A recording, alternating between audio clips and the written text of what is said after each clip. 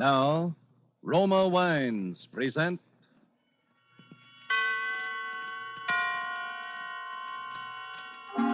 Suspense. Tonight, The Merry Widower, starring Reginald Gardner. Suspense is presented for your enjoyment by Roma Wines. That's R-O-M-A, Roma Wines. Those excellent California wines that can add so much pleasantness to the way you live, to your happiness in entertaining guests, to your enjoyment of everyday meals.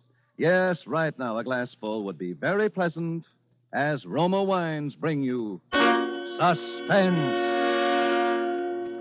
This is the Man in Black, here for the Roma Wine Company of Fresno, California, who tonight from Hollywood brings you as star Mr. Reginald Gardner and a suspense play in grim three-quarter time. And so, with The Merry Widower and with the performance of Mr. Gardner, we again hope to keep you in suspense.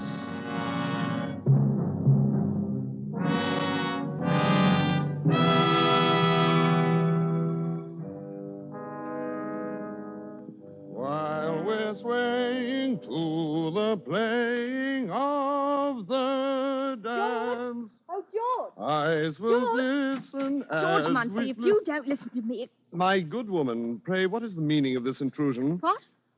Oh, hello, Ethel.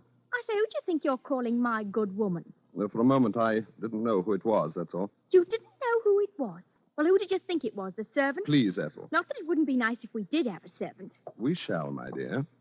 We shall. Of course, that's what you say. That's what you always say about everything.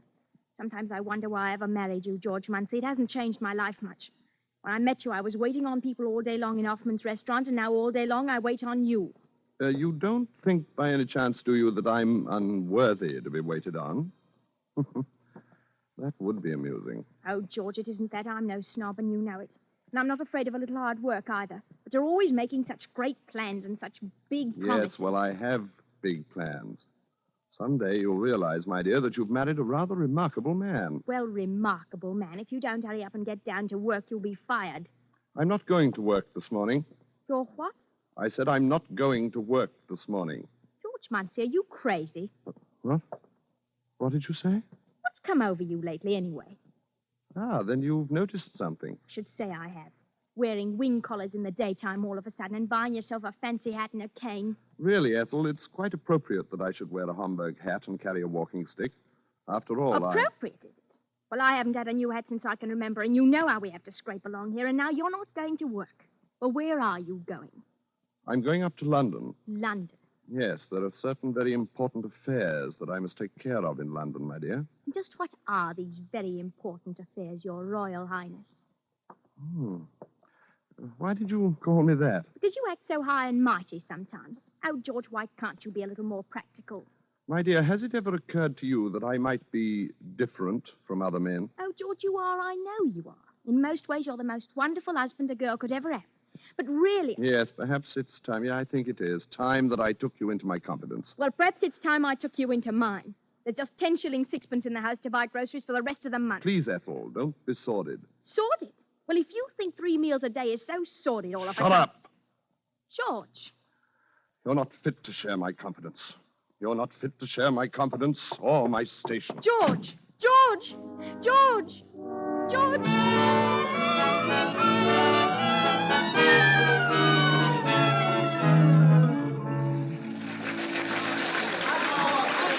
Encore! Encore!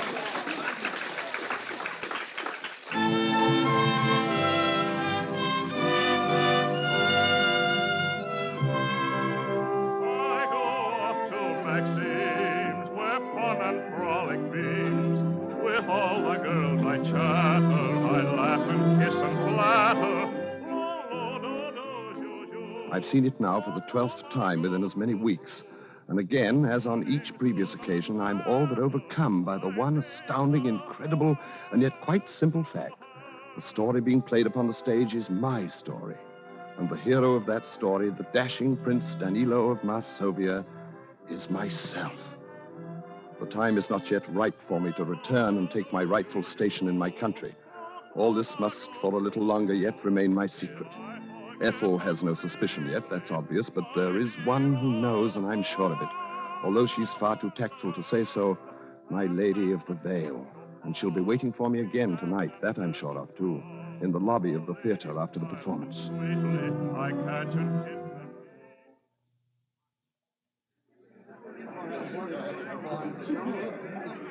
Ah, fair lady. It's you again. My, this is a coincidence. No, I'd set my heart on meeting you again. May I walk a little way with you, fair lady? If you like. Shall we go through the park? If you like. So we meet again. You must be almost as fond of the play as I am. Fond of it? Well, that's hardly the word for it now, is it? But I suppose you have some special reason. Ah, then you do suspect me. Oh, now, one doesn't have to be a mind reader for that. Every young man in town is halfway in love with the merry widow as it is. Not every young man, fair lady. Remember, the prince himself does not return her love until the very last. Well, that's so. That's as it must be, fair lady.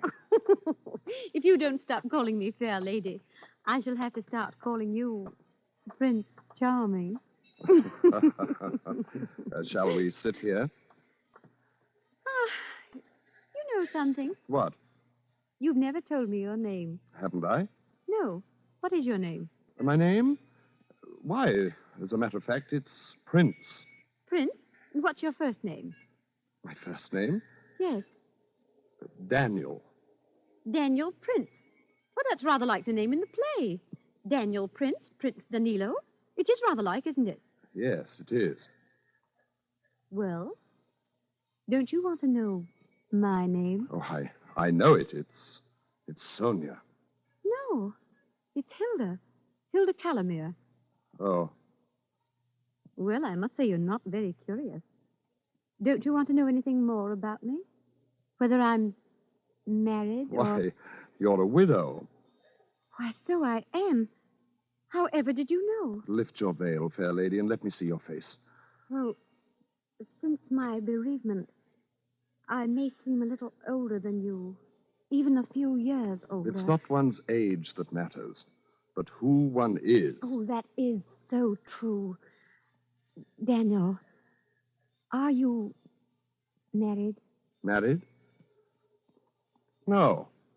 Well, I don't see why you act so skittish about it. But I suppose you're like all the rest. You've a guilty conscience. No, I have not. Some liaison with a pretty barmaid, like the prince in the play. That's it, isn't it, Mr. Prince? Yes, there is a little liaison, yes. And now you're tired of her, and you're wondering how to break it off. Is that it? Yes. My poor Prince Charming. Miss Calamere, if you could help me, No, Daniel. That's something you must do for yourself.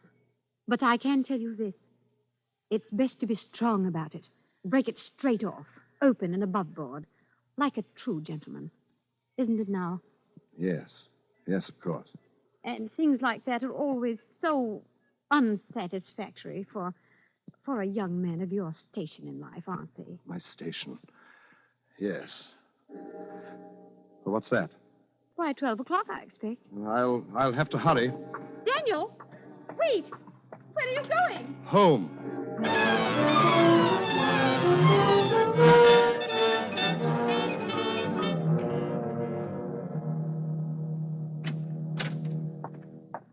George? Is that you, George? Yes, my dear. Oh, I must have fallen asleep waiting for you. What time is it? A little after 1, I think. After 1? Where in the world have you been all this time? I told you this morning that I had certain very important matters to attend to in London. And what are these important matters, may I ask, that keep you out until 1 o'clock in the morning? Ethel,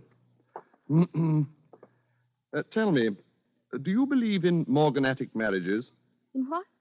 Morganatic marriages. Whatever's that?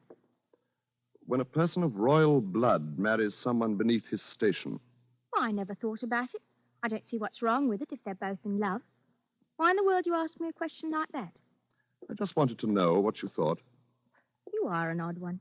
I still don't Please, see... Ethel, I'm very tired. I think we should get to bed. All right.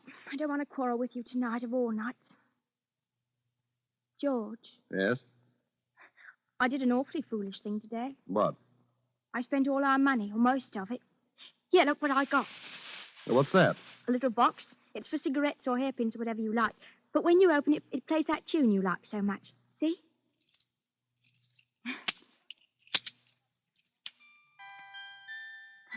Well, that was very thoughtful of you, Ethel. It's really quite appropriate. Here, now, I didn't get it for you. Look what else I got. Well, what are those? Why, you can see what they are, a sand bucket and a sailboat. Well, why did you get them? Oh, I know it's silly and all, but... George, if we were to have a baby... A baby? Yes, mind you, I didn't say we will. It's impossible. Oh, it's not impossible either. I tell you it is. It's not the way the thing should happen at all. The way what should It's happen? all wrong. It's not fitting to my station. It can't happen. Oh, it can't. Well, if I want to have a baby, it's little enough I get out of life. Ethel! George, I thought you'd be happy if you thought that... Of course, my dear, of course. Yes, the idea just came as something of a surprise, that's all. Then you mean Well, that let's you... talk about it in the morning, my dear. I think now I shall take a bath. A bath at this time of night? Good for the nerves, you know. Relaxing. Well, do hurry then. Shan't be long. George! I can't hear you. Oh, it's no great matter. Well, what is it? Why don't you come in here and talk to me? Well, all right. George, don't you think a baby would like this music box? It is rather sweet. Oh, I thought you were going to take a bath. I've changed my mind. George, what are you doing? Look out! I'm falling!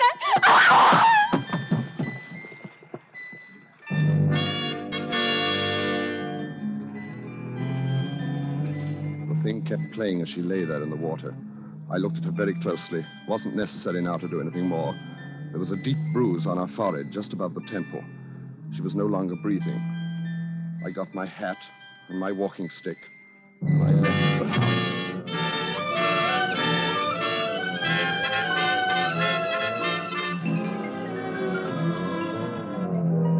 Tonight for Suspense, Roma Wines are bringing you The Merry Widower by Robert L. Richards, based on Roy Vickers' short story, The Rubber Trumpet. Reginald Gardner is the star of tonight's study in Suspense.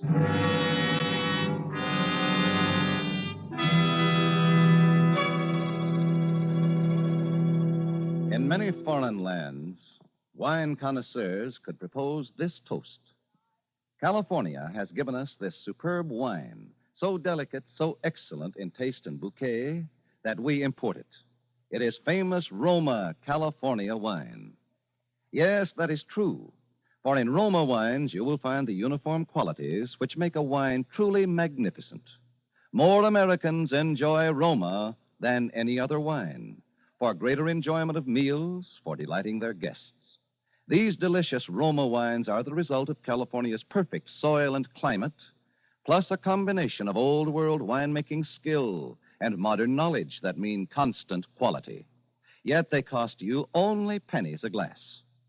Tomorrow, before dinner, serve an appetizing glass of cool amber gold Roma California sherry. Then, with the meal, serve cool glasses of hearty Roma Burgundy. Ah, there is a real treat indeed.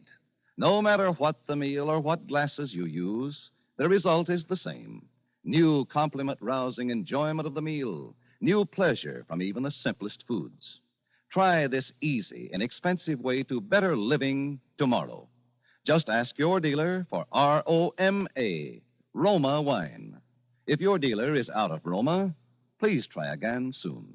Remember, more Americans enjoy Roma than any other wine. And now it is with pleasure that we bring back to our soundstage Mr. Reginald Gardner in The Merry Widower, a tale well calculated to keep you in suspense. Shall I tell you more? Yes, I believe I shall. You've been very attentive, and it pleases us to have you share our confidence. Very well, then. At the performance that evening, the lovely widow and I sealed our betrothal.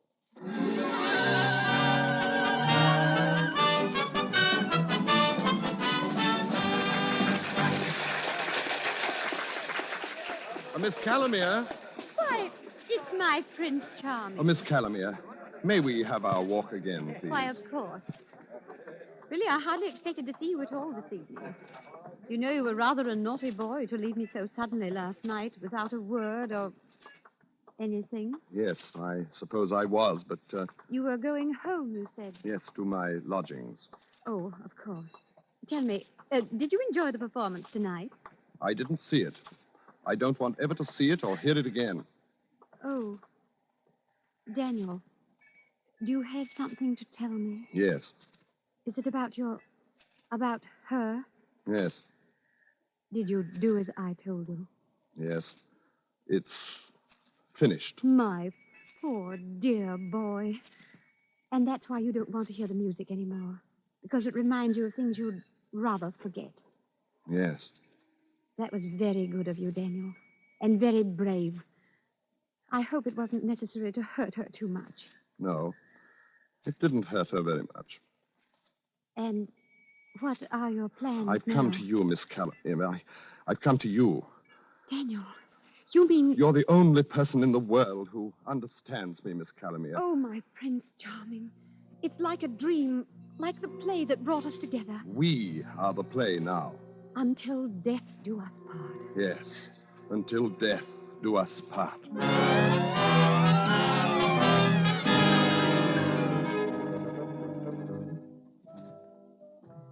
It has come off precisely as it should have. I've married the lovely widow, and we shall live happily ever after. She has a fine home and her own income, and it's very fine, and she's very good to me, and very tactful, too. She never refers to my true identity or to the impostor who continues nightly to play out my life upon the stage. At her suggestion, I've taken a position in a London chemist shop for my self-respect, she says, but of course she means the better to disguise my true name and station until the time comes. Now, each morning she walks down with me as I go to work. Now, Daniel, be sure and stop at the Hatters on your way home and pick up your new Hamburg. I've ordered it especially for you. Yes, my dear. I'm sure it'll be very becoming. And, now, let me see. Oh, yes, this is the day you're paid, isn't it? Yes, so it is. You know, I've been thinking you should have your own bank account. What would you say to that? Whatever you think best, my dear. Very well. But bring the money home as usual, and I'll arrange it all for you tomorrow. Yes, my dear. Well, here we are. Mind you come right home after work, and don't be late. We're having something very special for dinner this evening. I shall, my dear. Goodbye. Goodbye, Daniel. Oh, so there you are. Good morning, Mr. Arrowsmith. You're late again, Prince. I'm sorry, Mr. Arrowsmith. Well, being sorry isn't enough. This is the second time this summer. See if it don't happen again. Yes, Mr. Arrowsmith. Now, get them fancy togs off and into your work coat with you and behind that counter. Yes, sir. Here's something new I want you to pay attention to today. It's a novelty I want you to try out, see? I'm putting it in your counter. Oh, very good, Mr. Arrowsmith. You have to demonstrate it, so look sharp here. Yes, sir. It's a cigarette box. When you opens it, it plays a tune like this.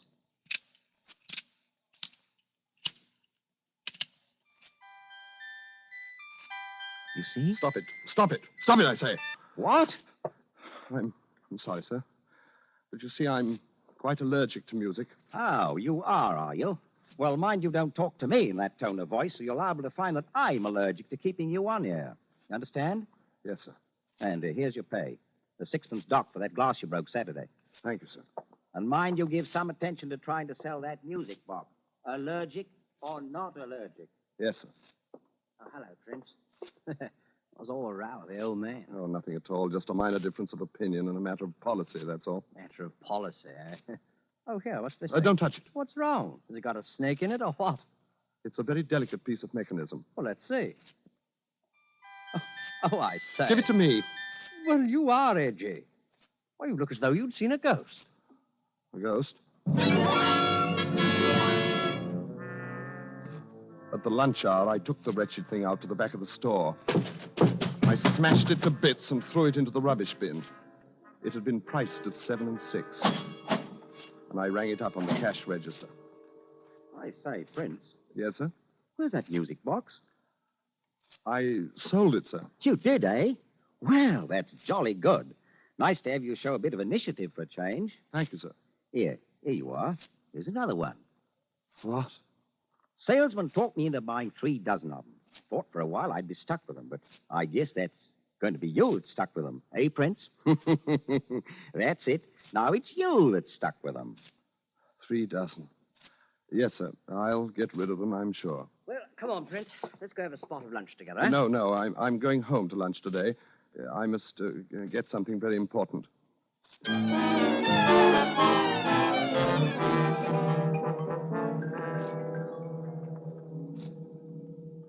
Well, good night, Bertie. Hi, Prince. Good night, Mr. Arrowsmith. Good night.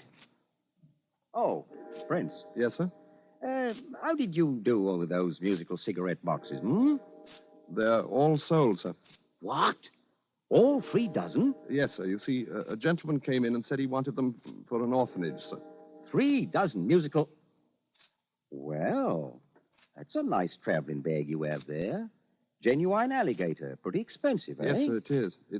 It's my wife's. 3 dozen musical cigarette boxes for an orphanage. Why, the fellow must have been insane. Oh, no, he was quite sane, sir. As sane as you or me. Well, good night, Prince. Good night, sir.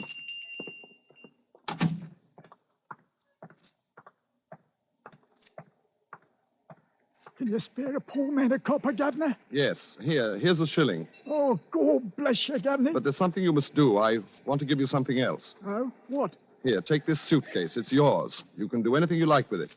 Yeah. What's the game, Governor? There's no game. I'm just tired of it, that's all. It's a good bag. You can probably pawn it for a nice price. What's in it? Do you want it or don't you? All right, I'll take it. But I hope you don't have your wife act up in it or something. Then take it and shut up. Is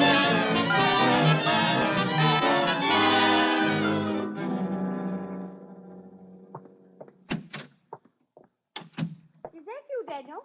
Yes, my dear. Well, it's about time. I've been looking for my alligator bag. Do you... Oh, yes, I was about to tell you, my dear. I borrowed it. Borrowed it? What for? Where is it? It was stolen. Stolen? Well, how? You see, I was riding on the underground, and some chap grabbed it and dashed out of the door with it before I could stop him. My beautiful bag. Oh, Daniel, how could you have been so careless? Well, it can't be helped now, my dear. I'll save up and buy you another one. Stolen.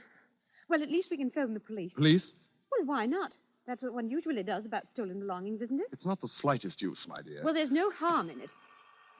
Oh, I'll answer it, Daniel. Yes? Why, yes, my husband and I were just... Yes. Yes, that would be if... Oh. Well, that is odd. Well, yes, come right up. Yes, we'll both be here. That was the police, Daniel.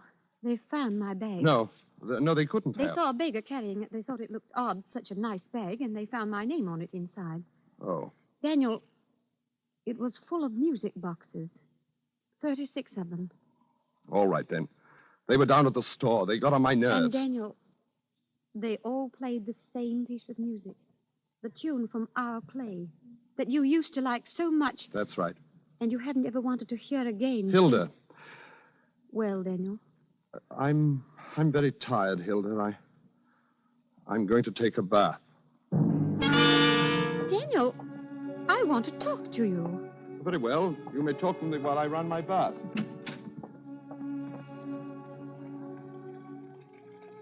Daniel, something's happened. You're different. I'm no different. Well, why do you hate that piece of music so much? Enough to do such a crazy thing. What? Well, it's because of her, isn't it? Yes. No. What did you do that night?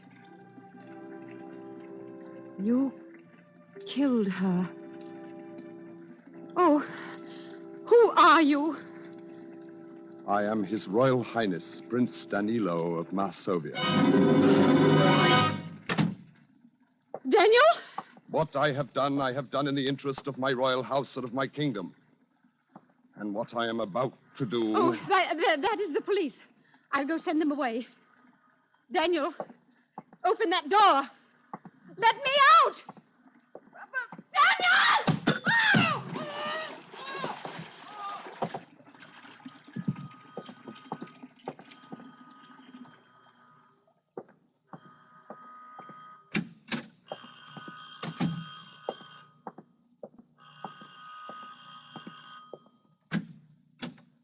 What do you want? I'm Inspector Davis, Scotland Yard. That's him. Oh, George. Ethel. Oh, George, why did you leave me? I'd fallen in the bathroom and cracked my head. And when I woke up, you were gone. You'd have fallen? We've been trying to find you for this lady for quite a while, Mr. Muncie. All we had to go on was your taste in music. George. And when this bag showed up with the music boxes in it... by the way, is this your other wife's bag? Oh, George, there was someone else. Ah, so you don't want to answer, eh? Well, you better call the other lady down here, Mr. Muncie. It looks as though you'd have to answer to a charge of bigamy, my lad. Bigamy. Bigamy. Bigamy!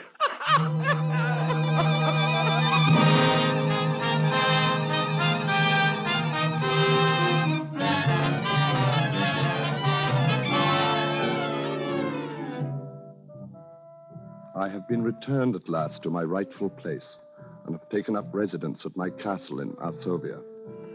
There are heavy bars upon the window for the protection of my royal person, and I am most courteously treated by all my court attendants.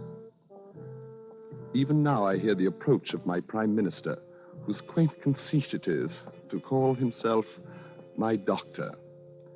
He has been on a personal errand at my request.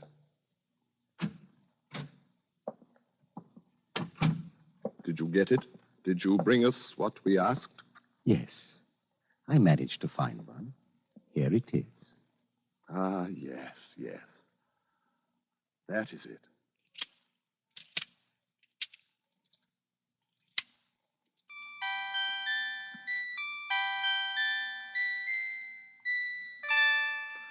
We thank you.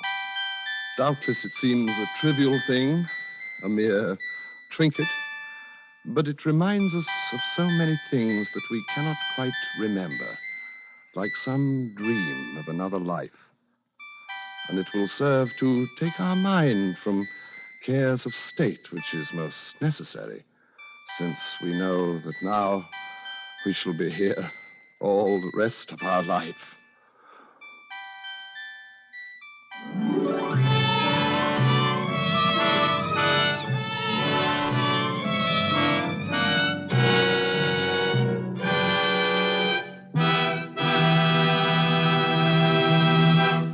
And so closes The Merry Widower, starring Mr. Reginald Gardner. Tonight's study in Suspense. Suspense is produced and directed by William Spear. Yes, Roma wine makes any meal taste better. Simply place a cool bottle of your favorite Roma wine on the table with the meal. Serve it in any kind of glass. Once you taste the addition these delightful wines bring to the zest and savoriness of even the simplest dishes, you'll wonder why you've ever done without Roma wines. Remember, it costs you only pennies a glass to add the extra pleasure of Roma wines to your daily meals. Tomorrow, ask your dealer for ROMA, Roma wines. Try them, and you'll know why more Americans enjoy Roma than any other wine. Reginald Gardner appeared through the courtesy of 20th Century Fox, producers of the Darrell F. Zanuck Technicolor production Wilson. Next Thursday, same time, you will hear Miss Lucille Ball as star of Suspense. Presented by Roma Wines, ROMA, made in California for enjoyment throughout the world. This is CBS, the Columbia Broadcasting System.